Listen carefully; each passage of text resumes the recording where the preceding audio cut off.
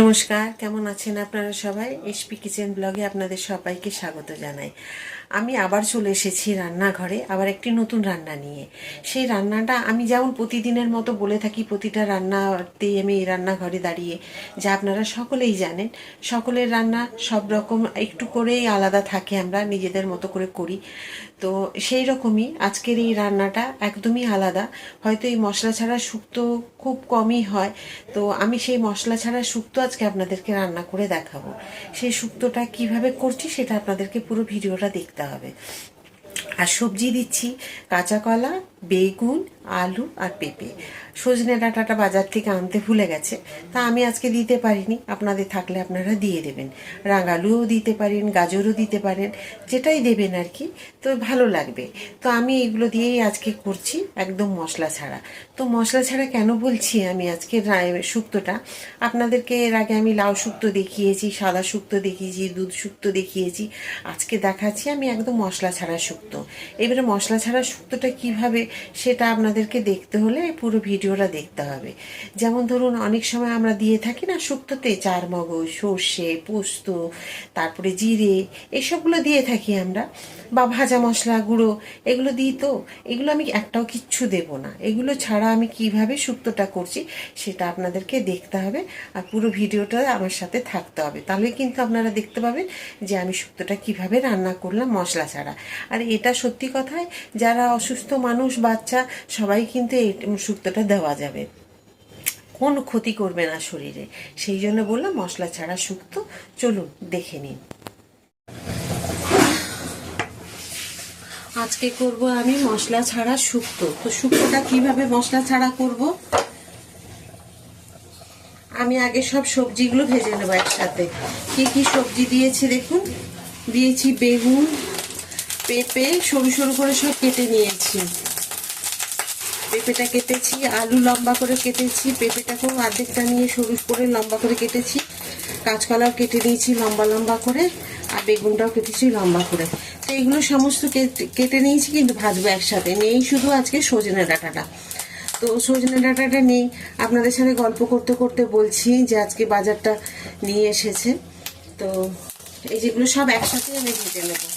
আর শুক্তোটা করবো আজকে আমি মশলা ছাড়া। শুধু কি দিচ্ছি সেটা আপনারা শুধু লক্ষ্য রাখুন, যে কি দিয়ে আমি করছি শুক্তো।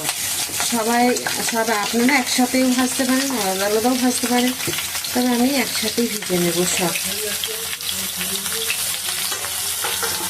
চলুন, আমি শুক্তোটাতে মশলা দেবো। দেখুন, এইটুকু আদা দেবো, আর দেবো একটু রাঁধুনি, ব্যাস, আর কিচ্ছু না।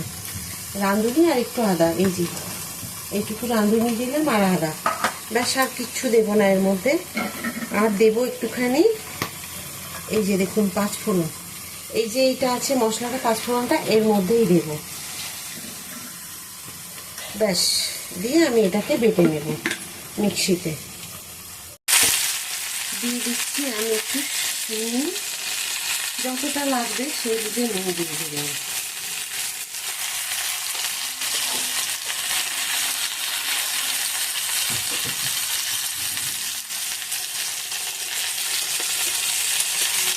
আর দেখুন, খুব সুন্দরভাবে কিন্তু ভাজা হয়ে গেছে এটা সবজিগুলো।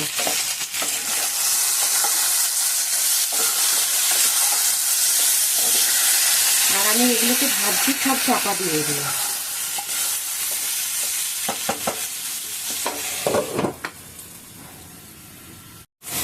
ঢাকাটা খুলে একবার দেখি,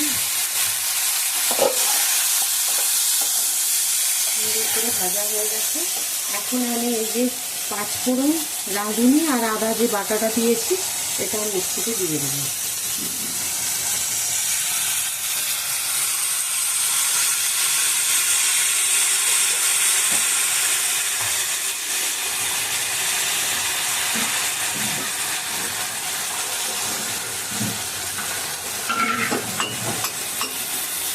এর সাথে দিয়ে দেবো জল।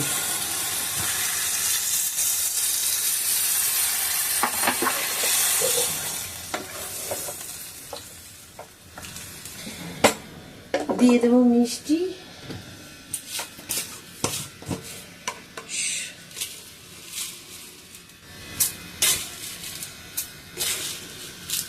3 চামচ, একটা ছোট চামচ বলে 4 চামচ দিলাম আমি। ব্যাস, এবারে আমি দিয়ে দেবো চাপা এটাকে।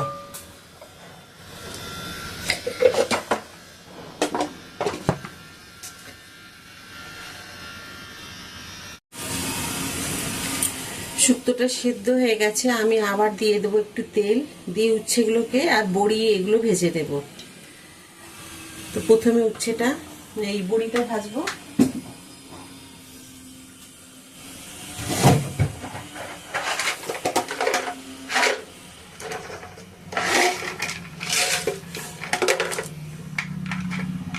প্রথমে আমি বড়িগুলো ভেজে নেব।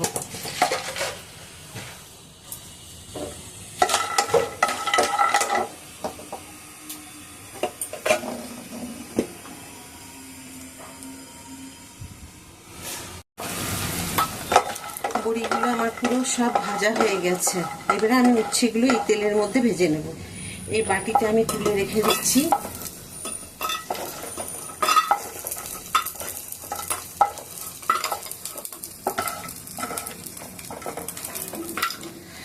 এই যে আমি বাটিতে তুলে রেখে দিলাম এখানে। এবার আমি উচ্ছেগুলো ভেজে নেব।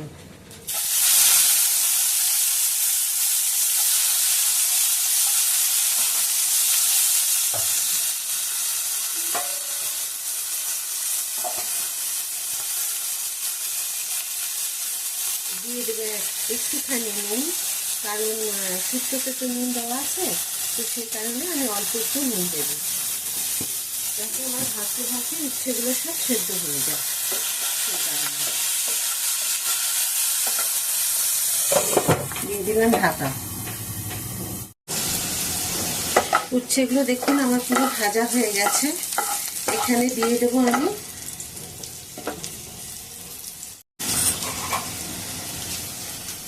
দিয়ে দিলাম একটা তেজপাতা, একটা শুকনো লঙ্কা,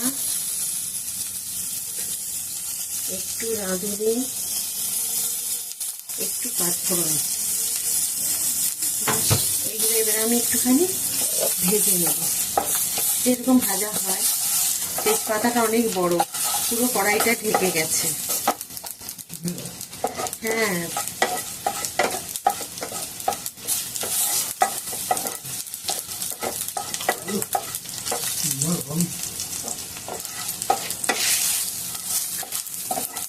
দেখুন কি সুন্দরভাবে আমার এই সমস্ত কিছু এগুলো দিয়ে দিয়েছি একসাথে।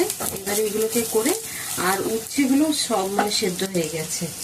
এবারে দিয়ে দেবো আমি এই যে ঢেলে রেখেছিলাম শুক্তোতে, ব্যাস শুক্তো রেডি।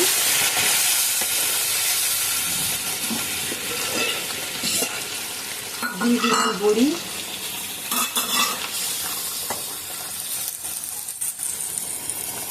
শুক্তোটা দেখুন খুব সুন্দরভাবে ফুটে উঠেছে, আর সব কিছু মেশানো আমার হয়ে গেছে।